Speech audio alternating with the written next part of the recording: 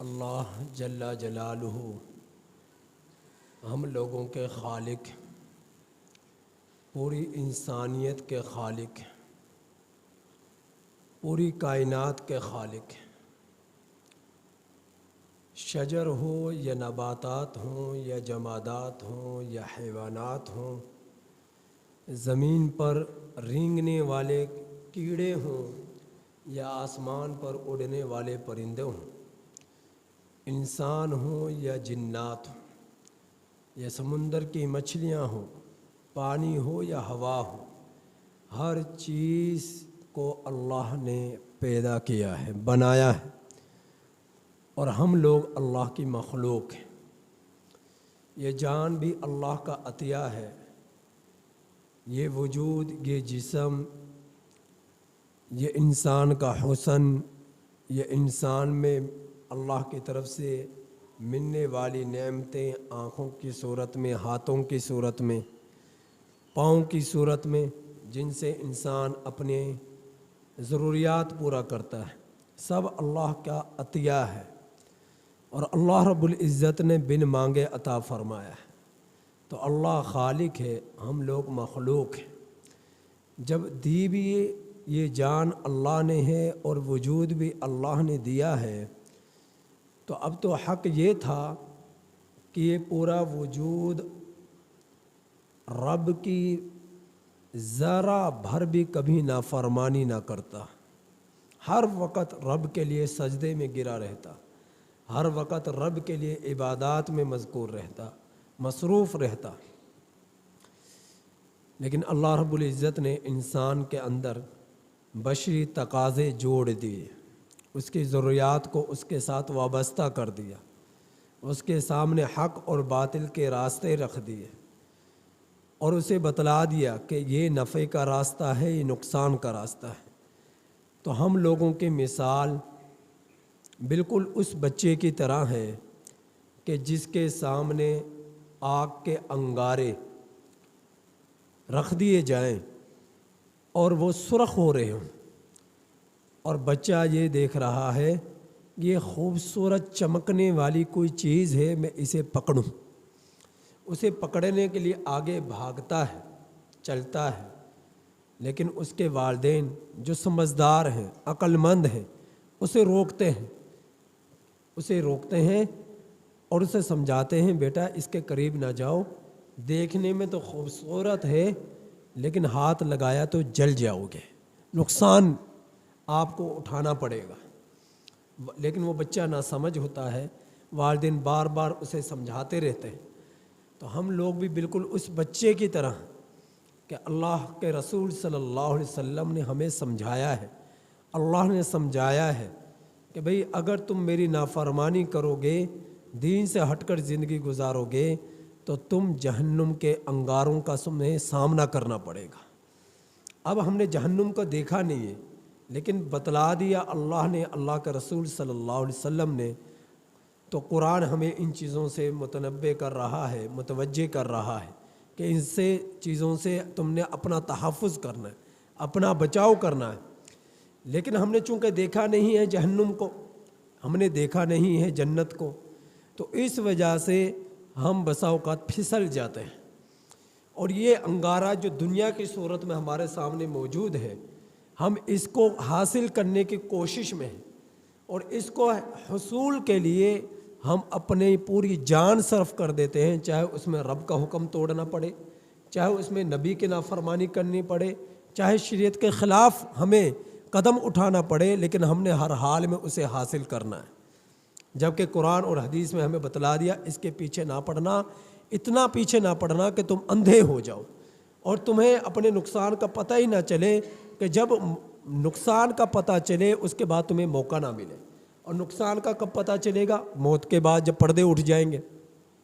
تو اللہ جل جلالہ نے ہمارے لیے بے شمار ایسے مواقع دیے کہ میرا بندہ بار بار مڑ کر آئے میری طرف، لوٹ کر آئے میری طرف، چاہے وہ گناہ کر کر آ رہا ہے، چاہے شراب پی کر آ رہا ہے، چاہے ڈاکہ ڈال کر آ رہا ہے، چاہے چوری کر کر آ رہا ہے، چاہے رشوت لے کر آ رہا ہے، لیکن یہ میرا بندہ آئے تو صحیح نا میرے پاس، اور مجھ سے ایک مرتبہ توبہ کرے، مجھ سے معافی مانگے، میں اس کو معاف کروں گا، اس کی بخشش کروں گا۔ تو اللہ رب العزت نے اس کے لیے دین کے مختلف رنگ ہمارے اندر بخیر دیے، ہمارے درمیان بخیر دیے۔ کوئی رنگ تو پنج گانا نماز کی صورت میں ہے کہ ایک نماز پڑھے تو دوسری نماز تک اللہ رب العزت اس سے پہلے جو گناہ ہوئے پہلی نماز سے اس نماز تک، مثال کے طور پہ فجر سے پہلے عشاء کی نماز پڑھی، رات بھر میں جو گناہ ہوئے اللہ نے وہ نماز پڑھنے کی برکت سے وہ معاف کر دی۔ جب ظہر کی نماز کا وقت آیا تو فجر سے ظہر تک کے جتنے گناہ ہوئے، جب آپ نے خشوع خضوع کے ساتھ اچھی طرح وضو کے ساتھ ظہر کی نماز کی ادائیگی کی تو اللہ تعالیٰ نے درمیان کے سارے گناہ معاف کر دی۔ جب عصر کی نماز کا وقت آیا تو ظہر سے عصر تک جتنے بھی گناہ ہوئے وہ سب معاف کر دی۔ تو اللہ تعالیٰ کتنا معاف کرنے والا ہے۔ آج ہم اپنے گریبان میں جھانک کر دیکھیں، اگر کوئی کسی کو ذرا سا تلخ لہجے میں بات کر لے تو ہم جلدی سے اسے 1 ماہ تک بولنے کے لیے تیار نہیں ہوتے، زندگی بھر تک اس کے لیے اپنے دل کو صاف کرنے کے لیے تیار نہیں ہوتے۔ اور رب کی جو ہم دن رات میں کتنی نافرمانیاں کرتے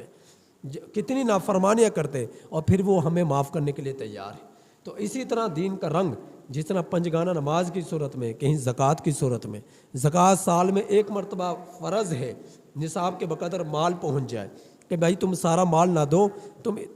جو ہے اپنا 40واں حصہ دے دو یا 20واں حصہ دے دو عشر میں سے، یا 10واں حصہ دے دو عشر میں سے، تو تمہارے پاس معقول سی ایک رقم ہے۔ بکریاں ہیں تو 40 بکریاں، 1 بکری دے دو،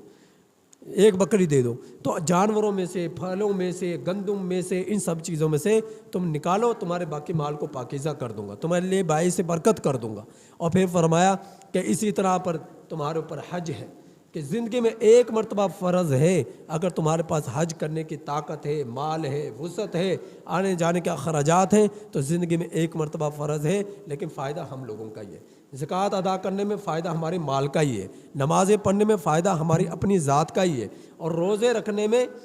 فائدہ ہماری ذات کا ہی ہے کہ بھائی روزہ تم رکھو، گناہوں کو معاف میں کروں گا، بخشش میں کروں گا، درجات تمہارے میں بڑھاؤں گا۔ تو اللہ رب العزت نے رمضان المبارک کا مہینہ سال میں 1 مہینہ دیا ہے، 1 مہینہ دیا، اور ایسا دیا ہے کہ اللہ تعالیٰ نے اس کے لیے فرمایا کہ یہ میرا مہینہ ہے، یہ میرا مہینہ، اور جب میرا مہینہ ہے تو تمہیں اب چاہیے کہ تم 11 مہینے جو تم نے اپنی مرضی سے گزار لیے، تم نے نافرمانیاں بھی کی، رشوت بھی لی، سود بھی کھایا، جھوٹ بھی بولا، گناہ بھی کیے، جھگڑے بھی کیے، لڑائی بھی کی، قطع تعلق بھی کی، لیکن اب تم نے 1 مہینہ تم میرے دربار میں جب آ رہے ہو، رمضان مبارک کا مہینہ آ چکا ہے، اب تم ساری خرافات سے نکل آؤ، گناہوں سے رخ موڑ لو، اب میری عبادت میں جڑ جاؤ۔ اب بنیادی طور پہ عبادت تو 2 ہیں، بنیاد رمضان کے مہینے سے جو تعلق رکھتی ہے، ایک روزہ اور دوسرا تراویح۔ بنیادی طور پہ یہ 2 چیزیں، یہ عبادت ہے، لیکن تیسری چیز ایسی ہے جو زندگی میں ہر لمحے ہمیں اس سے بچنا چاہیے، اور رمضان کے مہینے میں، چلو 11 مہینے تم نہیں بھی بچے تو رمضان کے مہینے میں اس سے اپنا بچاؤ کر لو۔ اور وہ تیسری چیز کیا ہے؟ گناہوں سے بچنا۔ گناہ ایسے ہیں کہ تمہارے نوافل کم ہیں، تلاوت قرآن کم ہے، تمہارے جو ہے ذکر و اذکار کم ہیں، لیکن تم گناہ سے بچ گئے، جھوٹ سے، جو ہے رشوت سے، حرام سے، جو ہے جھگڑوں سے، قطع تعلقی سے، کینہ سے، بغض سے، نفرت سے، ان چیزوں سے تم بچ گئے، بد نظری سے، بے زنا سے، بے حیائی سے، موسیقی سے، فلموں سے، ڈراموں سے، ان سب چیزوں سے تم بچ گئے۔ چاہے تم نے صرف فرائض کا اہتمام کیا، چاہے تم نے ذکر بھی نہیں کیا، نوافل بھی نہیں پڑھے، صرف فرض پڑھ لیے، تو اللہ رب العزت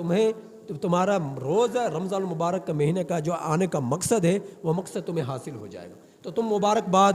مبارکبادی کے مستحق ہو۔ تو اللہ رب العزت نے اسی لیے فرمایا، یا ایھا الذین آمنوا کتب علیکم الصیام کما کتب علی الذین من قبلکم لعلکم تتقون۔ روزے فرض اس لیے کیے گئے تاکہ تم متقی بن جاؤ۔ متقی کسے کہتے ہیں؟ پرہیزگاری کو، گناہوں سے بچاؤ کو متقی کہتے ہیں۔ جب تم نے 1 مہینہ ایسا گزار لیا کہ تم نے اپنے رب کی نافرمانی نہیں کی، تم نے گناہ نہیں کیے، تم نے جھوٹ نہیں بولا، رشوت نہیں لی، سود نہیں کھایا، قطع تعلق نہیں کی، کینہ نہیں رکھا، بغض نہیں رکھا، اور جو ہے مال حرام نہیں کمایا، تو پھر کیا ہے؟ تم متقی بن گئے ہو،